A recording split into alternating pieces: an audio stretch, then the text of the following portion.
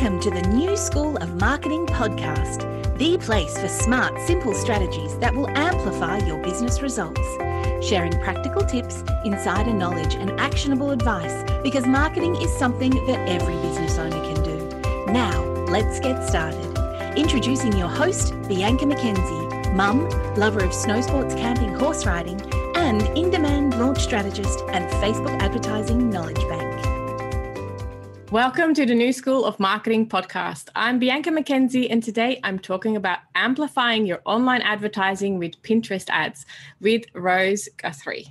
Whether she's delivering a sales funnel to a client that results in an 80% opt-in rate or helping a new business collect 800 leads for an upcoming course release, Rose uses deliberate digital strategies and real data to create campaigns that generate more leads and more sales for her clients. She has a commitment to helping small businesses maximize the benefit of online marketing whilst building businesses and living their dream life. All right. Welcome to the podcast, Rose. I am so excited to talk about Pinterest ads. Honestly, I cannot tell you.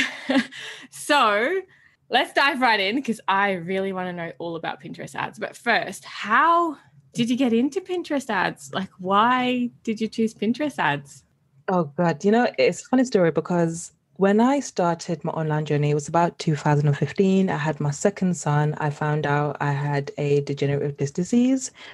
So going back to work was not an option. So, I got everything set up. I found a coach, Julie Stoyan. I don't know if you've heard of her. Yeah. And so she was teaching, she taught me how to build funnels, what funnels were, and how to run ads.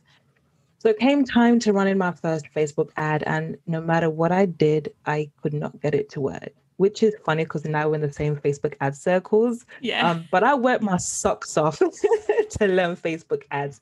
But at that time, I just didn't have the money. Working from home was new to me. Money was limited. I wasn't getting much money from my job because I'd been off for so long with my back. So I needed to try something else pretty quickly. Now, at that time, there was a course that was teaching people how to use Pinterest organically. And in fact, when I started using Pinterest, ads weren't a thing. They really weren't a thing. This was in 2015. So I think they were in beta. So there were very few companies that had access to it, but it wasn't available to the public. Then in February or March 2016, Pinterest ads came to the UK. And I had this challenge that I was launching. It was a productivity challenge, trying to get people into my email list so I could promote something else. So I had this pin that was doing okay organically, and I decided to stick a £30 budget behind it. And after I had it running, I think I ran it for about a week for the £30 because at that time, that's all I could afford. But what was crazy was from that £30 ad spend, I got 3,000 signups to this challenge. Now, it wasn't that all of the leads came from the ad, but what it was on Pinterest, when you turn off an ad, that image still circulates the Pinterest platform. So it will continue to circulate for as long as it's relevant. And then from the back of that, even when the ads are turned off, you can still, generate leads and sales and autopilot without spending a further penny. Whereas Facebook, you turn off the ads disappear unless you've published it on your page. Yep. But with Pinterest, it's not like that. And I kept trying to promote, different things. Sometimes I just run a traffic campaign for £5 to go to my blog because I had an opt-in there. And then I realized even if I spent £5 a week, that image was still driving traffic for months and months and months. And it wasn't just traffic. There were people who were turning into leads. And at that time, I wasn't even really selling anything but services. But it still got people to find my website and it got people to schedule calls with me. And I actually signed clients from Facebook. And that's when I knew this is a thing. I thought, this is a thing. And from then on, I think I played about with it myself for a few months before I started testing it on different client accounts in different industries. And I realized, this is amazing. This is so amazing. It's just so different to Facebook in so many respects and, similar in some respects too. But I just realized that not many people were using it. Therefore, I had an opportunity that not many people did. And now I think that's changing. Now everyone's looking to diversify the traffic.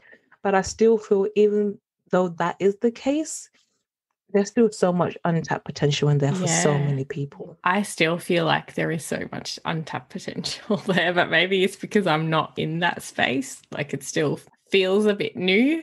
So why would someone choose Pinterest ads apart from the untapped potential? Because in my opinion, it's always been, or not my opinion, from what I'm seeing, and it's just because I'm pinning that kind of stuff. It's a lot of home decoration, and I used it a lot for my wedding. But yeah, like why would someone use it? Yeah, gosh, why not? That's one thing. But no, in all seriousness, it's just the buying mentality on Pinterest is slightly different than Facebook. So when people generally go onto Pinterest, they're going there because they're looking for something. Yeah. Whether they're looking for an idea or they're looking to purchase something or they're looking, for recipes, people on there have such high intent. It makes sense to be on there if your market is on there. Yeah. Like Facebook, people normally come into Facebook because they want to snoop on, they don't like, or they want to catch up with friends and family, or they just really want to waste time. Yeah. So they're not necessarily on the platform to look for things, but on Pinterest they are. So if you're selling something and you really want to be attracted to buyers, I'm not saying this is not a battle of Pinterest versus Facebook, but this is more of a why wouldn't you supplement your marketing Pinterest, add it into your marketing strategy if there's going to be buyers there. And with it being so important to be in, have an omnipresence of everything that's going on, even if we're running ads on Facebook, why would you not retarget them if they're on Pinterest, especially if they're looking for what you're advertising on Facebook? If you stay at the front of mind, clients are definitely more likely to buy. Another reason why I like it so much is because unlike Facebook, you can target people based on things that they're researching. So maybe you're a baby fashion line and somebody's looking for newborn clothes. You can show up in those searches when people search it. So, higher, more relevant results and higher chance of somebody clicking on your ad and purchasing. And, bear in mind that even though Pinterest is still a baby compared to people like Google, YouTube, and Facebook, their customer base is growing quickly. I think they're now at 400 monthly users. But even though they're growing quickly, the number of people using Pinterest advertising for the business, and more importantly, the amount of people that are using Pinterest advertising properly for the businesses is so low. And even though I would say that the auction has changed so much since I started using it in 2016, but even so, competition on Pinterest is still a lot lower than it is in all the other bigger platforms because not many people have adapted it yet. So why not adapt it early before all your, competitors cotton on, and then they come on there and then they start driving the cost because now everybody's on Pinterest. Yeah, I love that because it is still very, in a way, very new, even though it's been around for a few years. It is still a little bit of a baby, I like that you point out that it's quite intent driven, because when I look at Pinterest ads and Pinterest as a whole, and this is why my brain struggled when I looked into Pinterest ads, but as soon as I could see that Pinterest was a search engine, so in a way it's like Google but visual, it kind of like the penny just dropped. And I always try to sort of rationalize to myself, I'm okay, Google is for people who are searching for something. Facebook is for people who are not searching for something, but you can get in front of them anyway. Yeah. Like more of a, they don't know that they have the need, but, show your thing. And then I guess Pinterest is also a bit of a search engine. So if someone wanted to get into Pinterest ads, is there anything they should be doing before they get started? Like I know with Facebook ads, there's a lot of things they need to do before they get started. What about Pinterest? Can they just like hop on and just advertise, or is there a process? Yeah, so one of the things I always recommend people do before they start using Pinterest is just make sure that your target market is there first, and make sure that you can advertise on Pinterest. So for example, there's certain things that you can't do. So like if you sell live animals, if you're selling like guns and things like that, if you're selling adult content, you can't advertise on Pinterest. So you want to make sure that you can, rather than wasting your time setting everything up and then you realize that, oh no, you can't advertise on Pinterest. That's a waste of anyone's time. That's one of the very first things you want to do.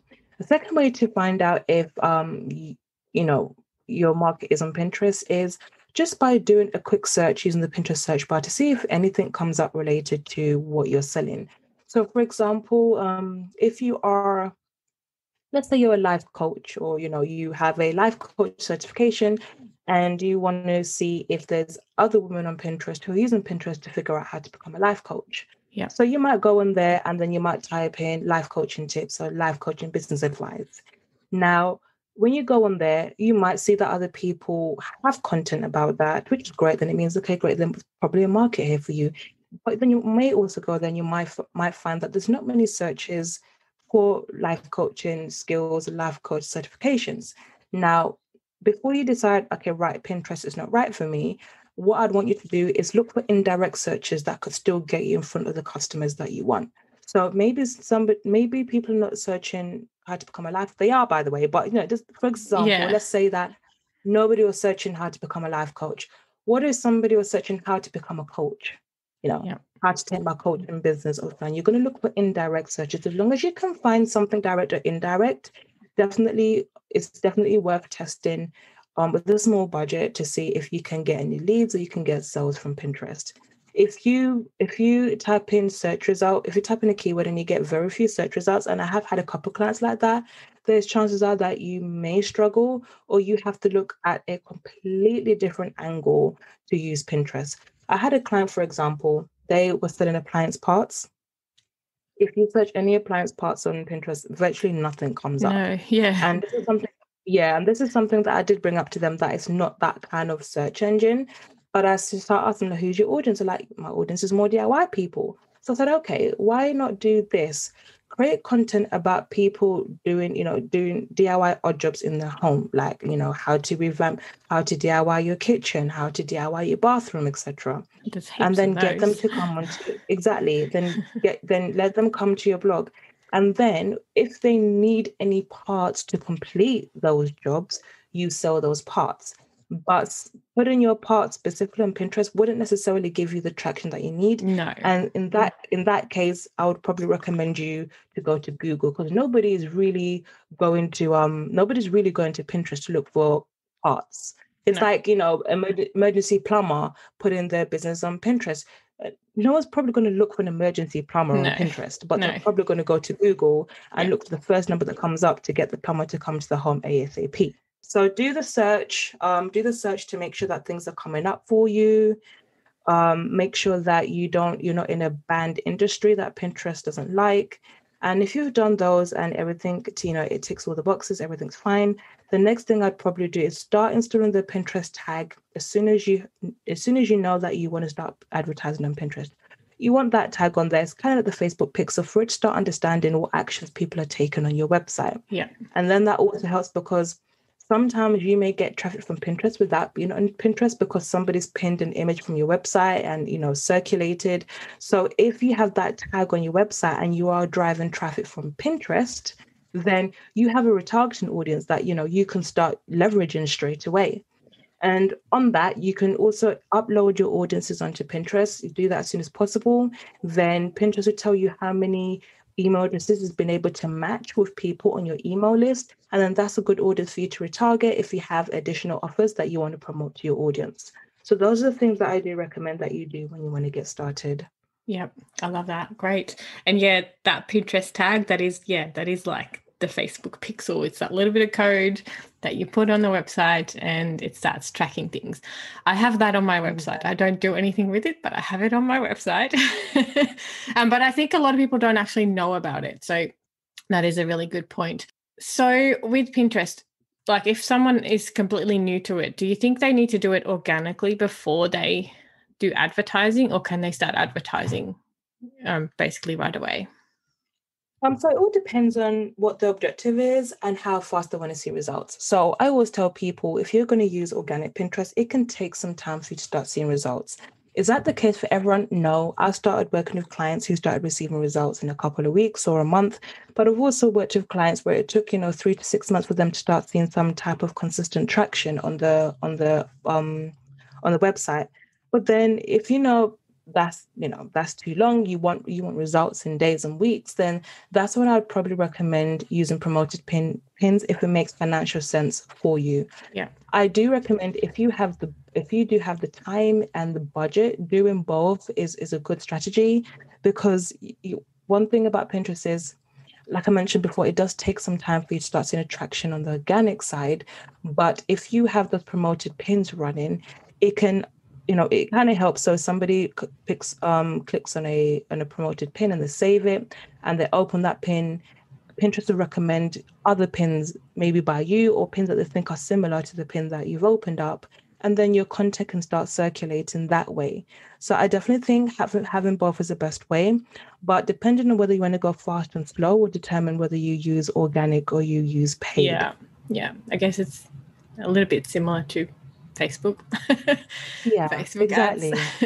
ads. I always say use both. Like they, in a way, I feel like they can support each other. Yeah. So I think that is good. I agree. So I know that you do both Facebook ads and Pinterest ads. And yeah, is there one that is better than the other? What's your take on it? I think it does depend on the industry. Yeah. I have had clients who have turned on Pinterest ads that were just so much better than the Facebook ads because, the costs were low. Yeah. I do want to kind of debunk some myths that are going around, which are potentially harmful. Is that people say that Pinterest ads are always more cheaper than Facebook ads, which is not always the case. Mm-hmm. I'd love to say it is, but I'm a realist and I just want to set people up for success by giving them, all the correct information. Yeah. Pinterest ads can be cheaper, but sometimes it's not. The one thing that I say that generally is cheaper on Pinterest most of the times is CPMs generally tend to be lower. I find cost per clicks can also be lower on Pinterest. Yeah. But in terms of it always being lower than Facebook, that's not true. That's definitely not true. Yeah. So I think whether it's better or not also depends on how you're using each platform. So if you were going to use Pinterest for brand awareness or, just link clicks, I definitely think that you could probably get your content in front of more people if you did use Pinterest ads, or you can get in front of more people for cheaper on Pinterest ads. But conversions, that's debatable. I've seen it vary from different niches. I definitely think they work well together. Yeah. So if you're targeting someone on Pinterest and then they don't purchase and then you retarget them on Facebook, that has worked well for a lot of clients of mine.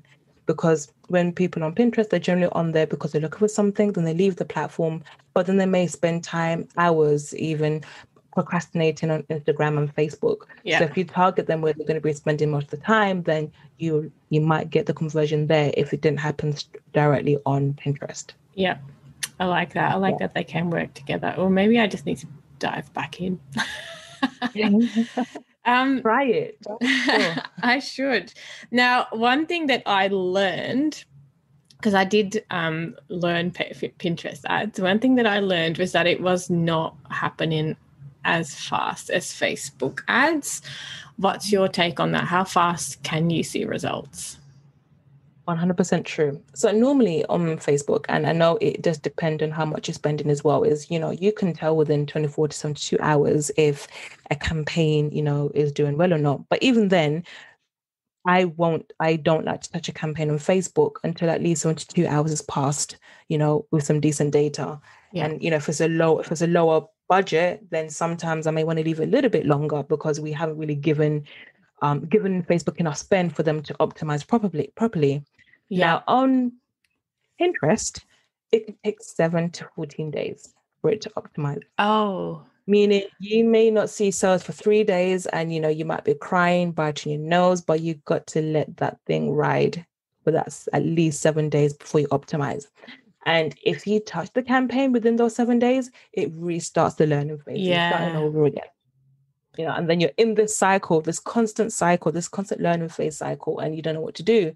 So it becomes a nightmare. Yeah. So it definitely takes a lot more time on Pinterest to optimize, which means in the beginning, you may not be able to scale as fast. However, one thing that I would say is you can probably scale a lot faster on Pinterest than you can on Facebook. So, I mean, I mean, it varies because, one thing I've learned about these platforms is there's no one way to run ads. No. You can speak to 10 amazing ad strategists on any platform, and they can give you 10 completely different ways to optimize that platform, and they'll all work, and it's just about figuring out what works for your business. Yeah. But, on Facebook, on Pinterest, you can, let's say you start a campaign for $100 a day, you complete the learning phase, you were happy with the results, you can increase that budget by 100% comfortably. But, on Facebook, the people tend to say, oh, just to be a peace of mind, let's increase by like between 20 to 40%, a day. But I know on Facebook, Pinterest, I can do up to 100%, and that's absolutely fine. So yeah, it does depend. The scaling strategies are also different as well on Facebook and on Pinterest.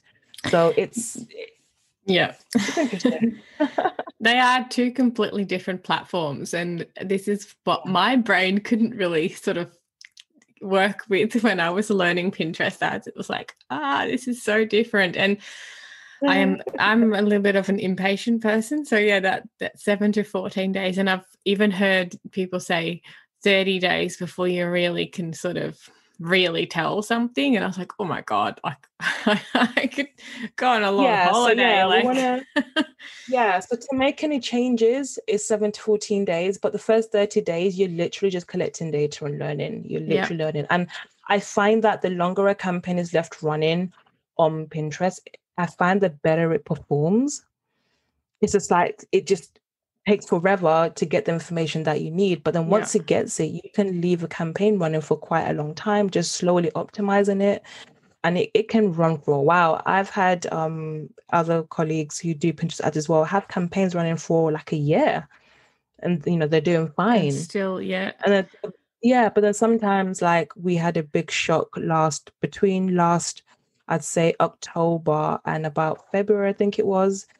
Pinterest was going through something, and there were some of us who just had campaigns we just couldn't recover. We had to rebuild some of them. Some of us had to stop. We don't know what happened. We know that there was an update going on around that time, but these ad platforms, they like to be vague about what's going on around that time. So welcome to our world, right? It's the same with Facebook. Yeah. It's like, you never know what's happening. But that's a really good tip. So really, if someone wants to get into Pinterest ads, it's very much an untapped market. I feel like it's still quite an untapped market. Even the organic side of Pinterest, I think for some people there's a lot of options and scope there. But it is really good to know for people that, yes, if they do get into this, and if they have already done some Facebook ads, to basically ditch everything that you've learned, because it is a very different platform, and it is a slow growth, but it's definitely an area where there is so much scope for businesses. But don't sit there, look at it 24 hours later and go, oh my God, there's nothing. So that is a really good tip. And I don't know, my impatient self, I don't know how I would deal with it. You kind of have to switch it on and walk away. Exactly. I'm very impatient too. Oh my gosh. It was hard for me to adjust. Yeah, I can imagine. I can totally imagine. But at the same time, it is interesting because there is so much scope, and it's a whole different area that we shouldn't rely on the one platform. We shouldn't just rely on Facebook or on social media, and diversifying that. And I can see Pinterest is like one of those undiscovered almost places where you still have a lot of potential. So I think that's really good. That's super helpful. Is there anything else any people need to know or about getting started with Pinterest ads, or just doing it? No, those are the main things. I would say that if anyone's moving or thinking about moving to Pinterest because of all the iOS changes that are happening on Facebook, I just want to make everyone aware that those changes are affecting every single platform. Yeah. So you're not going to escape the issues. At the moment, Pinterest haven't given much guidelines to the advertisers. So I don't have any best practices to share, like Facebook, they were really good, even though they gave a lot of misinformation. It was, they were really good in terms of this is what you need to do to get prepared. And they did that, 6 months in advance. And Pinterest have said nothing. Okay. They said absolutely nothing. So, one thing that I would say actually is if you're going to be using Pinterest, And even if you're going to be using Pinterest and Facebook, so you're using more than one platform, I highly, highly recommend having a third-party tracking system set up. Whether you're going to be using an attribution tool, or you're going to be using UTM codes, or you're going to go old-fashioned spreadsheets, whatever it is, it's really, really important for you to have one source of truth, because both platforms, the tracking right now is going to be very inaccurate with all the changes that are happening. And G1, I would say that the most important, the most viable sign of which platform is working for you is the hard sales that you received.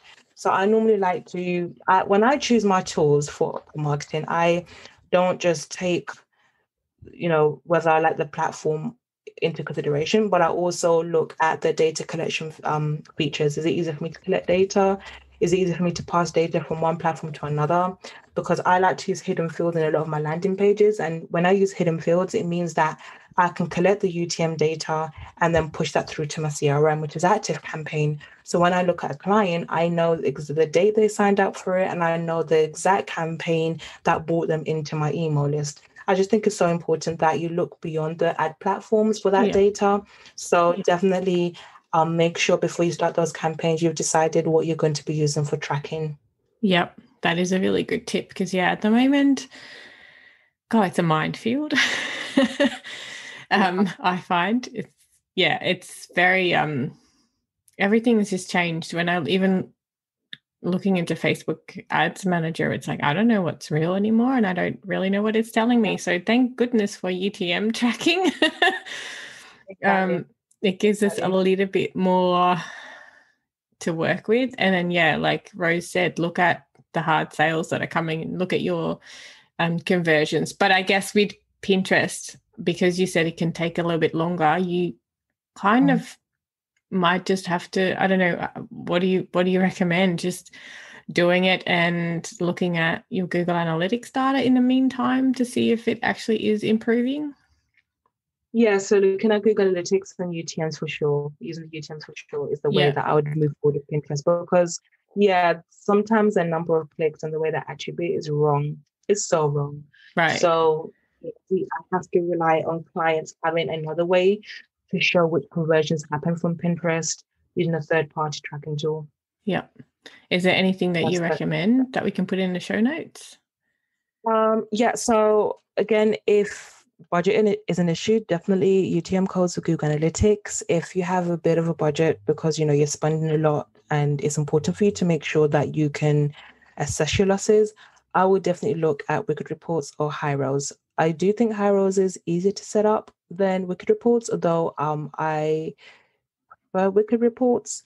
I've been a partner of theirs for about 18 months now. So I think maybe I'm just more familiar with the product, which is why I prefer it. However, I definitely think you want to choose a platform that's right for you. I just think it's so important for you to be able to trust the platform that you're using and not just following what everyone says you should do. So definitely check them out for yourself, book a call with their teams to make sure it's right for you. Yeah. And then just make sure that you are getting guidance from a trusted partner to help you get everything set up. And a lot of them, Hyros and Wicked Reports, do have teams that can help you get set up as well. That's wonderful. Thanks. I'll put them in the show notes as well so people can check them out. All right. Well, we're kind of coming up to the last few questions. These are the questions that I ask someone all the time. So what are you curious about right now? What am I curious about? Do you know what I'm curious about actually? Quora.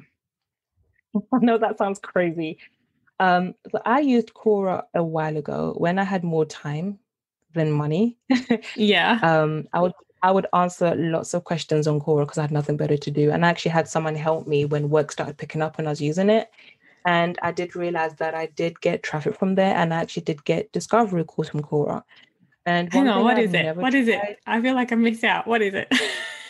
Yeah, it's just like what can I call it? It's like another platform where people just go to ask questions. Like, sometimes you'd ask a question in Google and then you'll see results from Quora.com. I've seen that.